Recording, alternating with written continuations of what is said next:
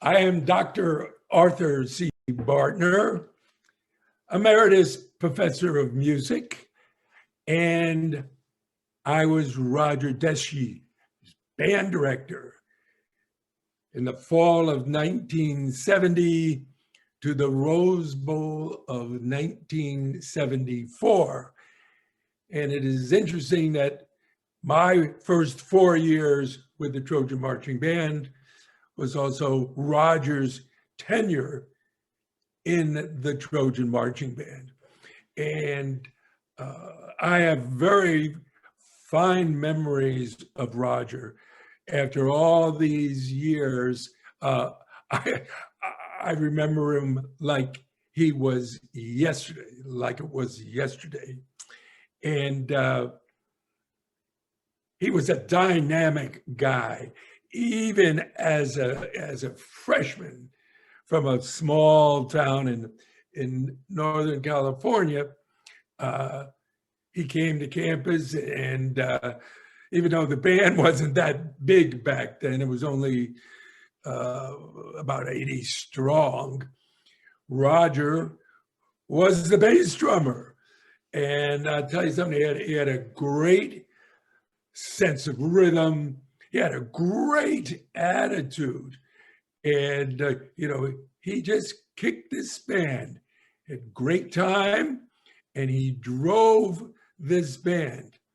He was really the heart and soul of this band, and had tremendous energy and enthusiasm. And it was very important to me to have a guy like him my first year. And there was other like-minded freshmen, but still, I look at Roger as the catalyst that started the 50-year journey. And he was, extremely important to the future of the Trojan Marching Band. So that first year, he was a freshman, and again, his contribution was more as a bass drummer, the key guy that keeps that pulse for the band. Now, his second year as a sophomore, he started to get, more involved. We started a Trojan Helmet Club made up of adults who wanted to raise money to help the band. I learned this very on at USC. If you were not a fundraiser, you're not going to take your program anywhere. And the budget was just ridiculously small. So that was important. He also helped form with a group of students, kind of what I call a band board. It's a group of guys that we met, maybe once a month, and we talked about, well, how's the band going? Are we going in the right direction? Are we changing things? Or I guess the terminologies, are we changing the culture of the band? The band was, first of all male and predominantly music majors. So the attitude was not particularly good, because a lot of students were in there just because they could keep their music school scholarships. So they were in there for the wrong reasons. And there was also probably the biggest change was there was no girls in the band when we started out. And here, Roger came from a co-ed band. I came from a high school band in Michigan that was co-ed, and I didn't get that. I didn't get that. Why aren't there girls allowed in the band? It didn't make any sense to me. So one of the first, major changes, recommended by the Roger and the other board members was, we got to have women in the band. And that's what we added in 1971. We added a silk line and added girls, and the band grew to 96. Not a tremendous amount of growth, but at least there was a start. There was a start. And I should say the other thing that was important, even though this didn't really have anything to do with Roger, is that, maybe it did indirectly, but I was able to take the band scholarships. I was given those scholarships from the School of Music, and they didn't depend on, being in the marching band. I could, what I'm saying is I could give those students to anybody, engineering majors, liberal arts majors, and it could be worth on merit, not as a requirement to be in the band. So it enabled me the next year, which is 1972, to start attracting students who wanted to be in the Trojan Marching Band for all the right reasons. So 72 was, I think, Roger really started having much more influence on the band. And he was always interested in entertainment. He said, God, here's the band in Hollywood. Why aren't we getting more Hollywood type people? Composers, singers, instrumentalists, pop stars. He kind of had this idea. Yeah. And, one of the first guest artists, and you can see how this ties into Roger, was Louis Bellson, the great, big band drummer. And Roger, he played a lot of drum set in high school and had a background in jazz. So this was one of the first instrumentalists, and Roger was instrumental in bringing Louis to a halftime show. Yeah, and the other thing that's important about 72, we had a great football team. I mean, this team was undefeated, hardly scored on. Pat Hayden was the quarterback with Mike Ray. We had J.K. McKay, Lynn Swan, Anthony Davis. I mean, we had a star-studded team. And I mentioned this because it was kind of during this year, and a lot of it was the influence of Marv Gu, who was an assistant defensive line coach, and the leadership of the band, and we became more involved with the band. We became more involved with the team. And by that, I mean, we would do rallies for the team. The jock rallies were created by Marv Gu. We did Friday nights before home game. That started around this time. But during the game, we started playing more often. This is what the Trojan Marching Band is known for, how we choreograph the band and how we have a piece of music or a drum cadence for every situation that happens on the field. And this had its origin in the early 70s. And I want to say 72, because, that's when we had this key team. This is when we had a packed Coliseum, and the band had great seats. We were like around the 30-yard line, literally next to the team. And this was an important thing because it became the identity of the band. We are a football band. We will do or die for dear old Troy. And we take credit for some of those victories in that 1972 season. And it's an amazing, we didn't lose a game. So that was a great season. And Roger had a tremendous influence in changing the culture. And by the way, the band started to grow. We were now marching 120.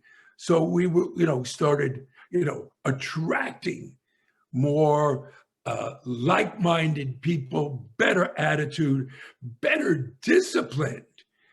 You can't have 120 people and nobody's paying attention. So this, Roger was that catalyst. He was that leader that wanted to see this band turn around.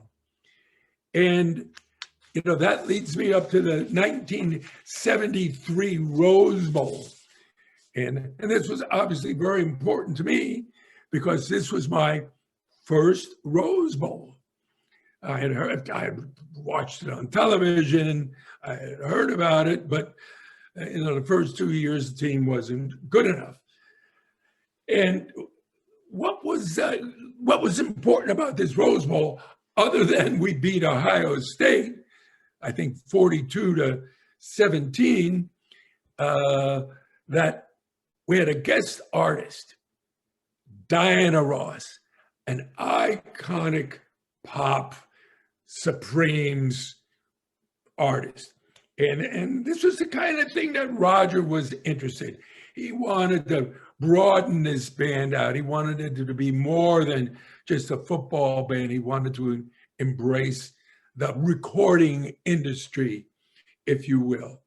And we were able to secure Diana Ross because she was in a hit movie, Lady Sings the Blues, and Paramount Pictures wanted to promote that movie because she was up for an Academy Award. So it was a great marriage between the Trojan Marching Band and Paramount Studios. And I can remember like it was yesterday, Diana Ross came down to band practice and there she was, and she was blown away by the band.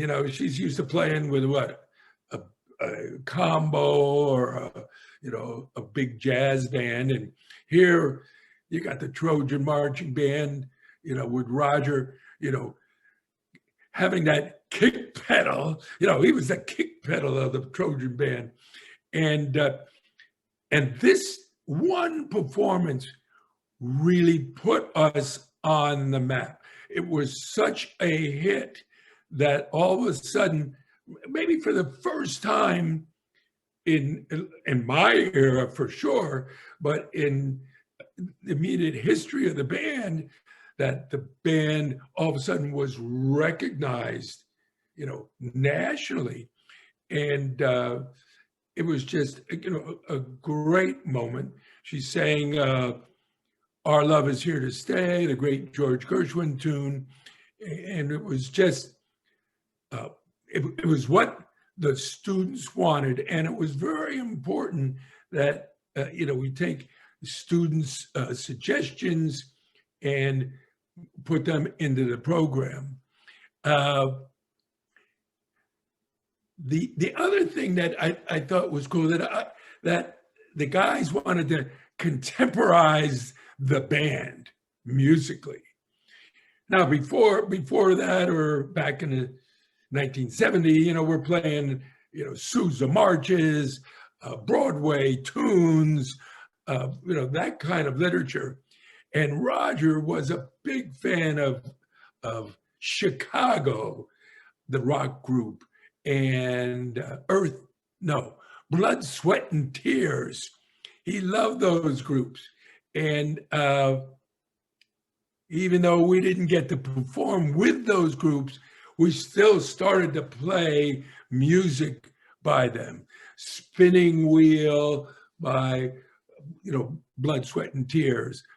25 or 6-4 by Chicago. So all of a sudden, and I should mention Frankenstein by Edgar Winter. We had a great young arranger by the name of Tony Fox, and all of a sudden the band started to change. We started to become a more, contemporary band with the literature that we played, and we started to have cool guest artists like Diana Ross. So, this leads me to the 1973 season.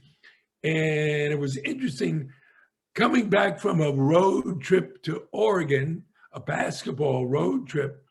The students, along with Roger, approached me and said, why don't we go back to Notre Dame and play the Fighting Irish? I said, I barely have enough money to get up to San Francisco. How are we going to fly 100 and whatever the band was, maybe it was 150, that year. But how are we going to fly them back to Notre Dame? Well, actually to Chicago, and then bus them to Notre Dame, and so on and so forth. So this got Roger and the Trojan Helmet Club into the fundraising business big time. We already had new uniforms. By the way, the students helped design these uniforms with Disney and Bob Yanni. And we had the Roman key. We had a helmet now that looked like a Roman helmet with a brush on the top. It was kind of like a sort of pseudo real thing. So the students liked that. But anyway, they with not with the help of the university, but with help of the alumni, raised enough money to go back to South Bend in 1973, and we played Frankenstein at halftime and just, blew that crowd away. It was the first time they ever heard a rock chart on the Notre Dame field. It was the first time they saw the USC song girls, or girls in short skirts, if you will, on their football field. So this was a huge hit, and our numbers, our numbers really swelled. We were, by the next Rose Bowl, which was 74, we were up pretty close to 200 bands members. So you can see the influence of Roger and the students, and the transformation of the Trojan Marching Band became an organization that young student musicians at USC wanted to join. I mean, that's over 50% from 80 to 200. That's pretty impressive. Now, Rogers, and by the way, I should say that this group also helped define what the Trojan Marching Band is. They like, for example, what was our nickname, and it became the Spirit of Troy, because that's really who we are. We bring spirit to the University of Southern California, and we bring spirit to our football team. And again, this generated from Roger and this board that he put together. And the highlight of the 74 Rose Bowl was the #1 rock group in the country, Tower of Power. Now, Roger had known this group because it's a Bay Area group, San Francisco. So he knew this group way before I knew this group. And this was, this was really another groundbreaking moment, because this is the first time a rock group, I'm talking, 6, 7 guys, appeared with a marching band, a 200-piece marching band on the field. And, they had the #1 hit in the country, You're Still a Young Man, and they had a great tune called What is Hip? Something like that.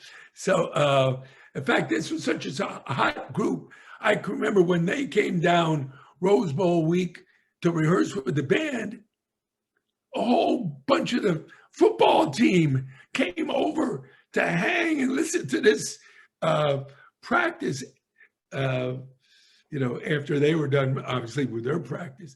So it was a pretty cool thing. But these guys, I mean, things like, our drum major, why is our drum major holding a mace? Every band in the country holds a mace. Our drum major's got to hold the sword. I think Pat Mott was the first one to hold the sword. Again, there was a lot of student ideas being generated from Roger and these guys. And it was pretty good. Yeah, I can remember the drum major, he's got to look like a Trojan warrior. He's got to wear the skirt and the armor and the whole deal. He can't look like everybody else's drum major. So it was things like that that started to transform the band, change the culture, the identity of the band. And that Rose Bowl of '74, which was, Roger's last performance because he graduated that spring, was just awesome with Tower Power. I have to admit, it was way over the head of the typical Rose Bowl audience, which is, a very staid, Pasadena audience. But the students and the football team, they loved it. I mean, this was where Diana Ross had a hit movie. Tower of Power had the #1 tune in the country. This is an old band in the United States that had this, performance. So I owe a lot to Roger. I mean, Roger was there at the right time for me. He was there for the right time for this band. He really, in 4 years, helped turn this band around, and it became disciplined. It became spirited. It had a purpose to support the football team. It built a national reputation with its guest artists. It became more contemporary. We started doing dance routines and doing contemporary dance steps. It was really the beginning of the program that we have today. So I'm very grateful to Roger and the other leaders from that period that helped me make the Trojan Marching Band what it is today. Thank you very much, and fight on.